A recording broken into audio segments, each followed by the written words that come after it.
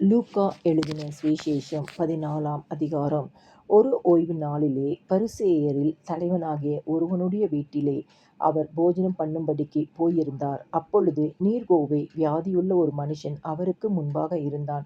என்ன செய்வாரோ என்று ஜனங்கள் அவர் மேல் நோக்கமாயிருந்தார்கள். இயேசு நியாய சாஸ்திரிகளையும் பரிசேயரையும் பார்த்து, ஓய்வு நாளிலே சொஸ்தமாக்குகிறது நியாயமா என்று கேட்டார். அதற்கு அவர்கள் பேசாமல் இருந்தார்கள். அப்பொழுது அவர் அவனை அழைத்து சொஸ்தமாக்கி அனுப்பிவிட்டு அவர்களை நோக்கி, உங்களில் ஒருவனுடைய கழுதையாவது எருதாவது ஓய்வு நாளில் துறவிலே விழுந்தால் அவன் அதை உடனே தூக்கி விடானோ என்றார். அதற்கு உத்தரவு சொல்ல அவர்களால் கூடாமற் போயிற்று. விருந்துக்கு அழைக்கப்பட்டவர்கள் பந்தியில் முதன்மையான இடங்களை தெரிந்து கொண்டதை அவர் பார்த்து அவர்களுக்கு ஒரு உவமையை சொன்னார். ஒருவனால் கல்யாணத்துக்கு நீ அழைக்கப்பட்டிருக்கும்போது பந்தியில் முதன்மையான இடத்தில் உட்காராதே. உன்னிலும் கனமுள்ளவன் ஒருவேளை அவனால் அழைக்கப்பட்டு இருப்பான். அப்பொழுது உன்னையும் அவனையும் அழைத்தவன் உன்னிடத்தில் வந்து, இவருக்கு இடங்கொடு என்பான். அப்பொழுது நீ வெட்கத்தோடே தாழ்ந்த இடத்திற்கு போக வேண்டியதாயிருக்கும். நீ அழைக்கப்பட்டிருக்கும்போது போய் தாழ்ந்த இடத்தில் உட்காரு.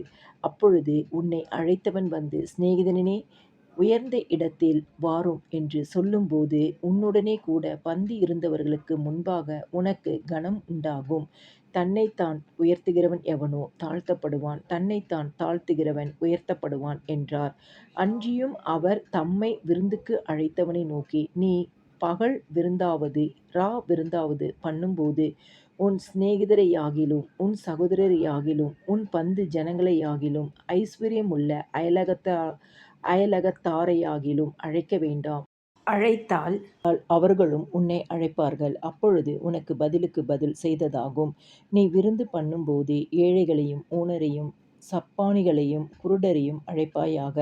அப்பொழுது நீ பாக்கியவானாயிருப்பாய். அவர்கள் உனக்கு பதில் செய்ய மாட்டார்கள். நீதிமான்களின் உயிர்த்தெழுதலில் உனக்கு பதில் செய்யப்படும் என்றார்.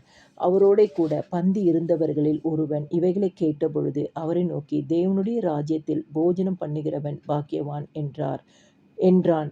அதற்கு அவர், ஒரு மனுஷன் பெரிய விருந்தை ஆயத்தம் பண்ணி அநேகரை அழைப்பித்தான். விருந்து வேளையில் தன் ஊழியக்காரனை நோக்கி, நீ அழைக்கப்பட்டவர்களிடத்தில் போய், எல்லாம் ஆயத்தமாயிருக்கிறது, வாருங்கள் என்று சொல்லென்று அவனை அனுப்பினான். அவர்கள் எல்லாரும் போக்கு சொல்லத் தொடங்கினார்கள். ஒருவன், ஒரு வயலை கொண்டேன், நான் அகத்தியமாய்ப் போய் அதை பார்க்க வேண்டும், என்னை மன்னிக்கும்படி வேண்டிக் கொள்ளுகிறேன் என்றான். மற்றொருவன், 5 மாடு கொண்டேன், அதை சோதித்து பார்க்கப் போகிறேன், என்னை மன்னிக்கும்படி வேண்டிக் கொள்கிறேன் என்றான். வேறொருவன், பெண்ணை விவாகம் பண்ணினேன், அதனால் நான் வரக்கூடாது என்றான். அந்த ஊழியக்காரன் வந்து இவைகளை தன் எஜமானுக்கு அறிவித்தான். அப்பொழுது வீட்டு எஜமான் கோபமடைந்து தன் ஊழியக்காரனை நோக்கி, நீ பட்டணத்தின் தெருக்களிலும் வீதிகளிலும் சீக்கிரமாய் போய் ஏழைகளையும் ஊனரையும் சப்பாணிகளையும் குருடரையும் இங்கே கூட்டிக் கொண்டு வா என்றான். ஊழியக்காரன் அப்படியே செய்து, ஆண்டவரே, நீர் கட்டளையிட்டபடி செய்தாயிற்று, இன்னும் இடம் இருக்கிறது என்றான். அப்பொழுது எஜமான் ஊழியக்காரனை நோக்கி, நீ பெரு வழிகளிலும் வேலிகளருகிலும் போய் என் வீடு நிறையும்படியாக ஜனங்களை உள்ளே வரும்படி வருந்தி கூட்டிக் கொண்டு வா. அழைக்கப்பட்டிருந்த அந்த மனுஷரில் ஒருவனாகிலும் என் விருந்தை ருசி பார்ப்பதில்லை என்று உங்களுக்கு சொல்லுகிறேன் என்று சொன்னார். பின்பு அநேக ஜனங்கள் அவரோடே கூட பிரயாணமாய் போகையில் அவர்களிடமாய் அவர் திரும்பி பார்த்து, யாதொருவன் என்னிடத்தில் வந்து தன் தகப்பனையும் தாயையும் மனைவியையும் பிள்ளைகளையும் சகோதரரையும் சகோதரிகளையும் தன் ஜீவனையும் வெறுக்காவிட்டால் எனக்கு சீஷனாய் இருக்க மாட்டான். தன் சிலுவையை சுமந்து கொண்டு எனக்கு பின் செல்லாதவன் எனக்கு சீஷனாய் இருக்க மாட்டான். உங்களில் ஒருவன் ஒரு கோபுரத்தை கட்ட மனதாயிருந்து அஸ்திபாரம் போட்ட பின்பு முடிக்க திராணி இல்லாமற் போனால் பார்க்கிறவர்கள் எல்லாரும், இந்த மனுஷன் கட்டத் தொடங்கி முடிக்க திராணி இல்லாமற் போனான் என்று சொல்லி தன்னை பரியாசம் பண்ணாதபடிக்கு அதை கட்டி தீர்க்கிறதற்கு தனக்கு நிர்வாகம் உண்டோ இல்லையோ என்று முன்பு அவன் உட்கார்ந்து செல்லும் செலவை கணக்கு பாராமல் இருப்பானோ? அன்றியும் ஒரு ராஜா மற்ற ராஜாவோடே யுத்தம் செய்ய போகிற போது தன்மேல் 20,000 சேவகரோடு வருகிற அவனை தான் 16,000 சேவகரை கொண்டு எதிர்க்க கூடுமோ கூடாதோ என்று முன்பு உட்கார்ந்து ஆலோசனை பண்ணாமல் இருப்பானோ?